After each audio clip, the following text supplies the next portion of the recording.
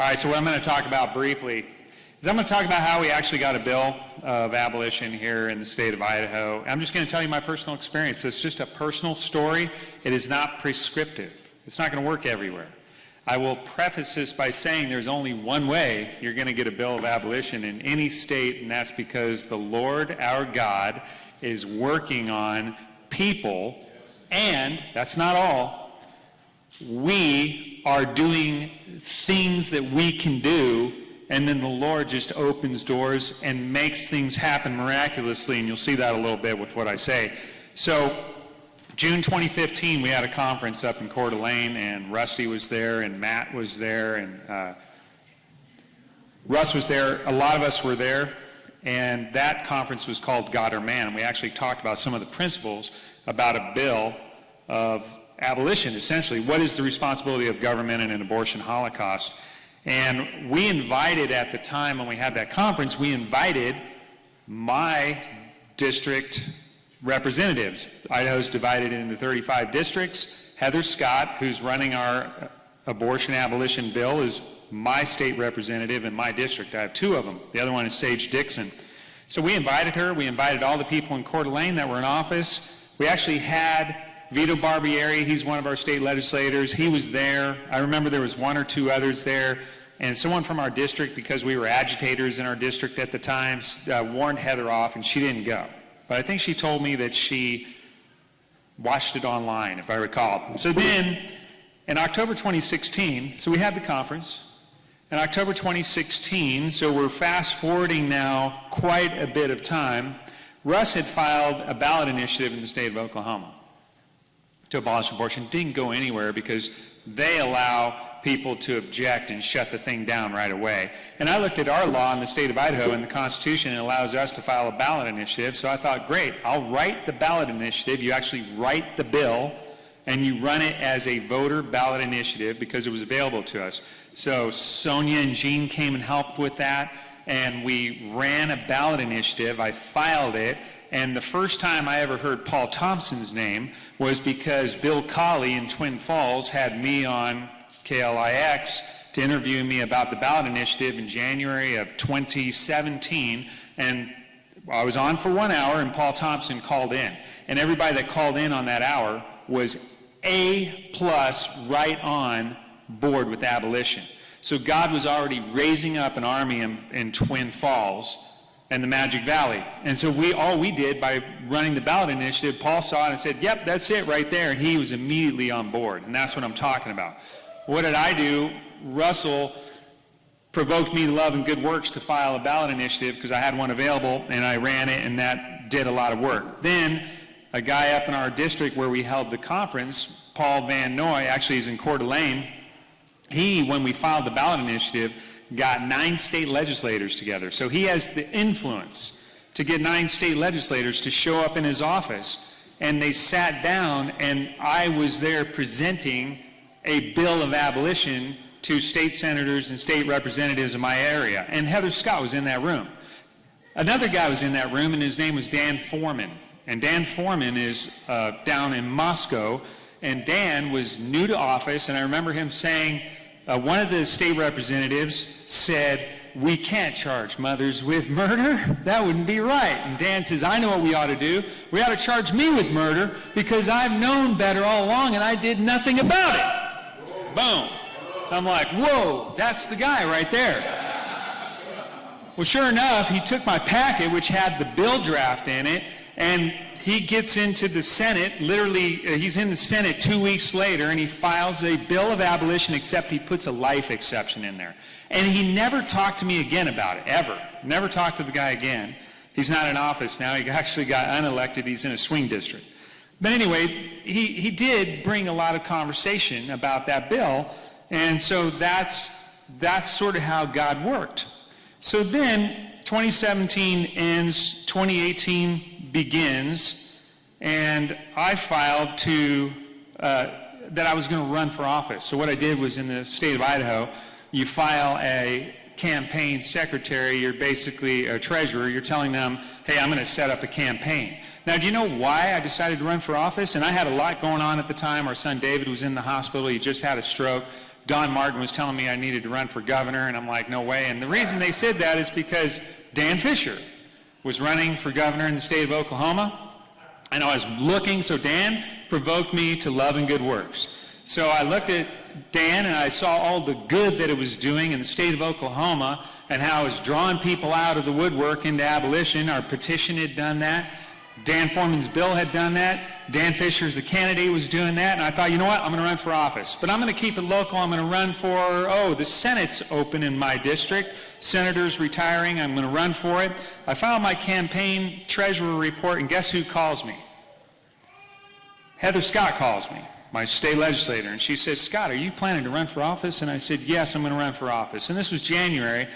And then in February, I actually filed to run for office, and then I started going to the candidate forums. And by the way, I didn't know Wes, I didn't know anything about your local Republican Central Committee, Wesley. Didn't know that. So I didn't even know there's this whole party apparatchik that's going on there locally.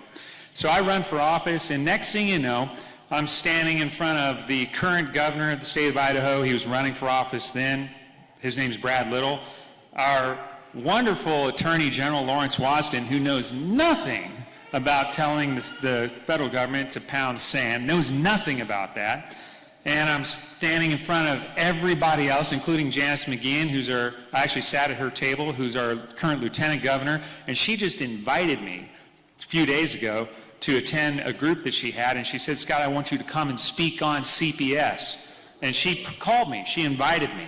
All right, and that's all that happened from just getting involved. Wesley, when you talk about showing up, a lot can happen when you show up.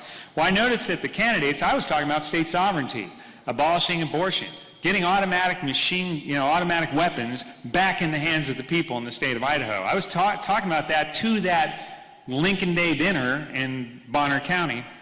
And then I noticed at my candidate forums that Heather Scott was starting to talk like an abolitionist and saying, hey, we ought to abolish abortion as murder. And why was she doing that? Because I was saying that. And so all of a sudden she's thinking, well, that's what I think. Why aren't I saying that? Okay, so that's just an example of what happens. Then I actually sent Heather, but all this time, she was a little bit resistant to abolitionists because if I go way back, Jason Storms talked about a guy where our locals up there, Heather included, interposed on behalf of a guy who the federal government was talking, he was a vet, and the VA had found him a certain condition, they were going to come and take his guns, and our sheriff and Heather Scott and Matt Shea from Washington and 100 other people, 3%ers and other Idahoans, went to this guy's house in Priest River and interposed on his behalf, and the federal government backed down. Well, Arlene, my wife, went that day with several of our children, and she went up to say hi to Heather Scott, and Heather's like, at that time, that was 2014 or 15, and Heather's like, yeah, I don't have anything to do with groups. Okay, like, no, I don't want to be associated with you guys, just kind of keep your signs away and that sort of thing. I sent Heather she voted for me. So Heather voted for me in the Senate race. The point is, as you bring good arguments and you bring God's truth, you win hearts to the cause. And then as you do things and then you provoke other people to do them, like Wesley saying, run for your school board and run for your central committee as a precinct committeeman and do all those things, we should be doing all those things. And I sent Heather a bill of abolition last November. I sent her it's pretty close to the current draft right now. We actually have our draft now for this next session. And I didn't hear from her for a couple months, but she was working on another one of my bills. I missed the whole thing too. So after I didn't win the election, I went to our local Republican Party Central Committee. First time I'd ever heard of the thing. I'd never really been to any of their meetings except to announce myself when I ran for office.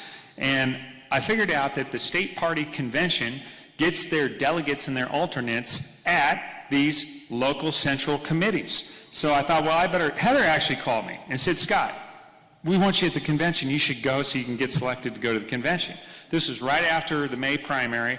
I go to this meeting. I get picked like 19th out of 24, and it's because I ran against the one they really wanted. So we had this moderate and this conservative, and I'm this more conservative running against the conservative, and so I took away this conservative's votes and whatever. She actually is for abortion. I'm kind of glad I ran anyway. But the point is, Heather said go, and there was some party upheaval about me, and so I was an alternate, not a delegate. But then I figured out, hey, guess what? Alternates get to do. And of course, they didn't have enough delegates to actually go, so I became a delegate. But guess what even alternates get to do? Submit party platform changes. So they have this platform committee. Now, this is a key point to pay attention to. If you're going to be in politics, you better care about more than just the abolition of abortion. And I mean that seriously. You got to care about, you got to take your worldview and you have to apply it consistently across every subject. And the reason you do that is when you care about what other people care about, they start to care about what you care about. And when you hear about something they care about and you think, I don't really care about that, you think, maybe I should care about that. Because if I want them to care about my thing, I better care about their thing. Okay, so the way that we have gained any influence here is because we care about what they care about. So I went to the party convention, I took 5 platform changes. Only 2 people took like 20. I think I submitted 7, this other lady submitted 9, and there were 2 others. And we actually passed 4 of my platform changes. They're in the Idaho GOP platform right now. The one that didn't pass was the abortion abolition one, and I learned a political lesson. I wanted to wipe out all the pro-life chunk and put abolition in there. And they said, we kind of agree with you on the abolition, but we don't want to get rid of all the pro-life junk because then the media is going to say, hey, the Republican Party just went pro-choice or something. So they didn't want that headline. So my next year, I'm going to go to the Republican convention again, God willing, and I'm going to just bring abolition to the Republican convention, and we'll get that in our party platform.